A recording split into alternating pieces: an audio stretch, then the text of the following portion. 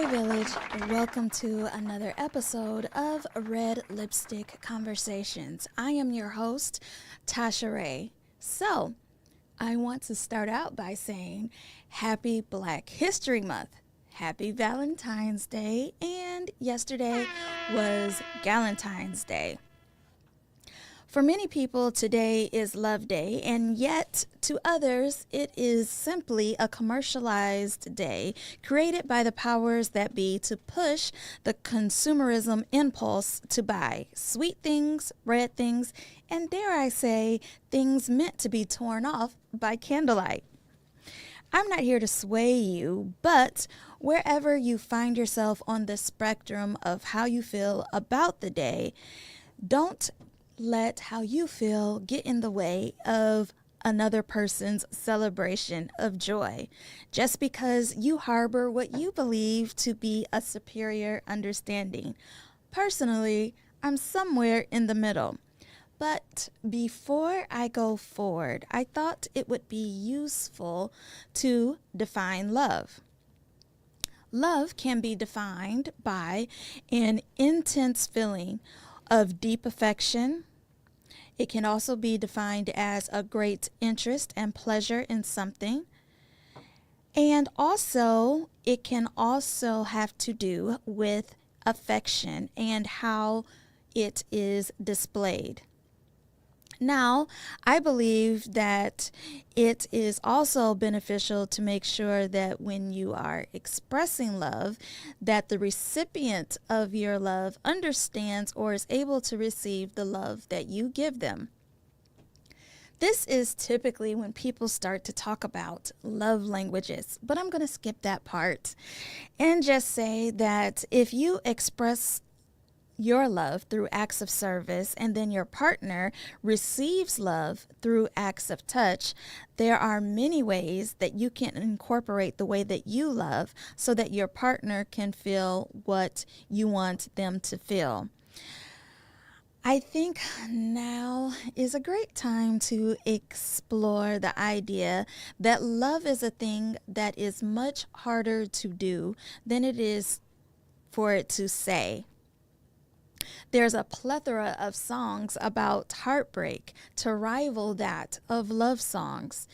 And some people say that it's better to have loved and lost than to have never loved at all. Why is it that so many of us are so stuck on the pursuit of love? Well, today, I think I would like to spend some time exploring the idea of self-love. So I want to start out by saying thank you to everyone that has chosen to tap in wherever you are streaming, whether you are watching on YouTube, Instagram, Facebook, or LinkedIn. I am grateful for your time, especially on today of all days. So, as we dive into self-love, I want us to think again when we are always looking outward for validation, and we should turn our focus inward. You'd be surprised to see how much joy you can create in your life when you stop looking for others to give it to you. So, there are a few types of self-care that can also be interpreted as self-love. One, you can pamper yourself in whatever way you find enjoyment. For me, that's my weekly hair and spa appointments.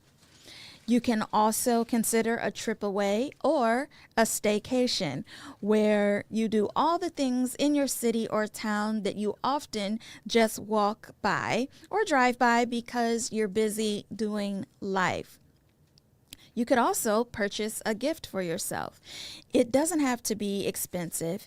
It can be, the point is just to do something that brings joy to your face or joy to your life. It isn't to break the bank. And a lot of the times when we are looking for expressions of love, we look for huge overtures. But are we missing the point when we do that? Especially at our big age. Choosing to pursue self-love is actually harder than it is than many of us like to admit, especially when you've been programmed to feel that you will never measure up according to society's standards. So, I have a couple book recommendations for you. The first is called Worthy by Jamie Kern Lemon. And in her book, she is basically exploring the idea of not letting your physical appearance get in the way of how you view yourself, because oftentimes how you view yourself from a physical standpoint can have a huge impact on how you move in the world and how you think of yourself as being worthy. So the author suggests that instead of just looking at outward things, we should start to look at our characters and how we can best develop aspects of that, as opposed to just always focusing on the outward appearance. Another book I think is a great read is Self-Love for Black Women: How to Heal from Racial, Relationship, and Childhood Trauma That's Holding You Back, and how you can start to value yourself and how you can cure toxic self-talk. And that book is by Naya Love. In this book, what I appreciated is the author took time to acknowledge that some of us have an easier start place for love than others of us because of how we were conditioned, because of our environment, and because of whatever we might have gone through in life. All of that impacts how you view yourself and worthiness. And so she is taking the approach that you have to address what has gone on in your life, in your family dynamics, and how you interact with others to pinpoint places of tenderness and or trigger areas, and not just so that you can identify them, but so that you can identify them to help you get to a different place of self-acceptance and self-love. Finally, the other book that I have to recommend is The Ultimate Self-Love Guide for Black Women: How to Be Kind to Yourself in an Unkind World, Prioritizing Self, Embracing Self-Compassion and Love, and How to Do So Unconditionally. And this is by Kay Carson. And in this book, what I liked about it is it's more so of a workbook or journal where there are several prompts where the reader can brainstorm about what has led them to believe certain things. And I really appreciated the prompts in this book because I got to see that there are aspects of my personality that I can still learn about, even at my big age. And it also showed me how, because of what we go through, a lot of the times it can impact us and we're not even aware of it. And so what she says is, while we are looking for ways to be kind to ourselves, we should also extend that same level of empathy to those in our circles of care. Because she said, essentially, if you cannot find a place or something worthy in yourself to love, if you start expressing acts of love to those in your community, that love and that warmth will radiate back to you. And I thought that was a very unique take, because you oftentimes hear about this quote unquote picture or glass that if you keep pouring from it, it's going to get empty. And you have to be intentional about refilling it. And I don't know how many different times in a day where I have been sipping water or whatever beverage that I've put in a particular bottle, and before I realize it, I have finished the beverage. And that's basically how life is, in that a lot of the times we when we're busy doing all of the things, that's when we find ourselves depleted. I don't think any of us set out to become drained and exhausted, but because many of us are recovering people pleasers, myself included, I don't like to disappoint people, and I like to always, if someone asks me for help, I like to extend that help. But in doing so, I have come to understand that spreading myself super thin is not to my benefit or anyone else's. And so this goes back to my other topic in another podcast where I was talking about the importance of boundaries. And I think boundaries is a topic that absolutely needs to be explored, especially or in conjunction with self-love. And the reason for boundaries is I think that when you have boundaries in your life, whether it is about your sleep or about what you eat or about how you conduct yourself, when you are putting up those various different boundaries, it isn't always to keep people or things out. Sometimes it is to protect your sanity. And in doing so, that is a form of self-love. I think that a lot of the times, because we live in the consumer world that we do, we often equate things to love. And that is something that I have been guilty of as well.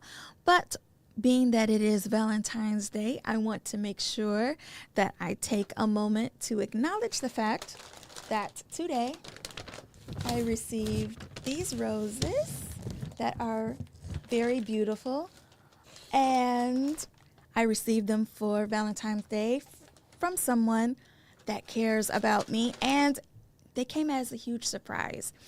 And the thing about love and self-love is that sometimes we feel that if something isn't overtly done, or if it's not something that is tangible that you can touch, that then means that you're not valuable or you're not valued. And again, like I said, these are ideas that you don't just wake up with. These are ideas that are pushed, whether it is through the songs that we listen to or the billboards that we walk by or drive by. The messaging is always trying to tell us on a subconscious level that when you get something, that means something. And when that happens, endorphins from everywhere in your mind fire off, and they have a pathway in your brain where you are reminded of something that made you feel happy, or reminded of joy, or reminded of a song, or reminded of a meal. And what I am encouraging you to do is to create a new neural pathway in your mind where, instead of you always just feeling like you have to have the stimuli of a gift or a physical object in order to elicit joy, that there are things that you can do to give love to yourself. And like I said, having boundaries is one way of doing that. And another way is putting time into evolving, and as it pertains to your self-care process. Hold on one second. We are having some technical difficulties because we're hearing feedback. Okay, I think we got it figured out. But anyway, as I am saying, there are a lot of the different things that we can do to focus on self-love. And when we do that, the hope is that we can emerge somewhere different, and we can acknowledge the pains of our past, and we can move past that and love past that. And especially given that it is Black History Month, the idea of tolerance and the idea of diversity and equality, I feel like are topics that are sometimes just red button topics that we don't really dive deep into. And they are things that we just tend to hear but not actually spend a lot of time thinking about.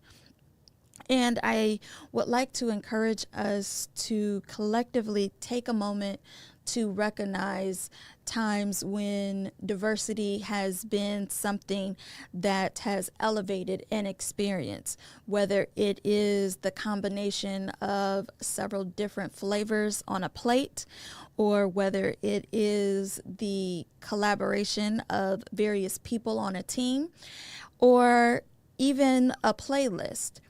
I think the best playlists are those that have various different artists from different genres, and then they are blended together on a list.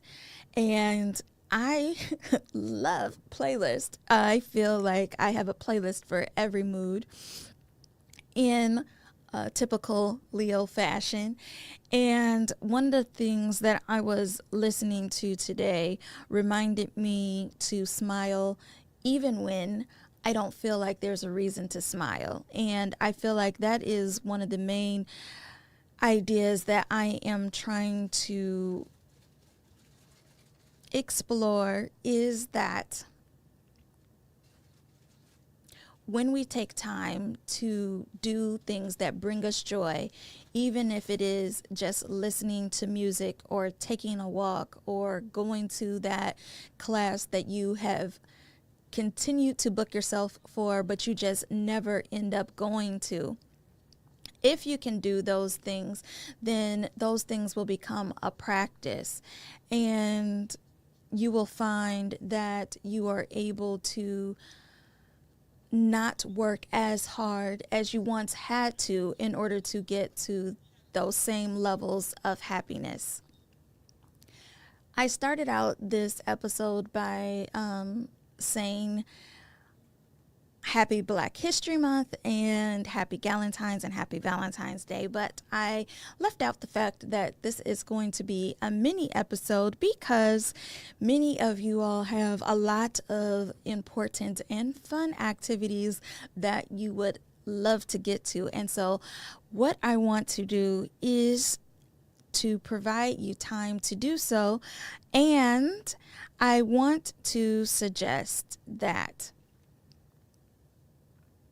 if you didn't get the gift or the acknowledgement that you were hoping to get from whomever you were hoping to get the acknowledgement from, hopefully, this mini episode has given you some tools and resources that you can pour into yourself, and not do so from a place of sadness or from a place of lack, but do so from a place of joy and excitement. Because when you are happy, when you feel love, when you are giving love, you then attract love.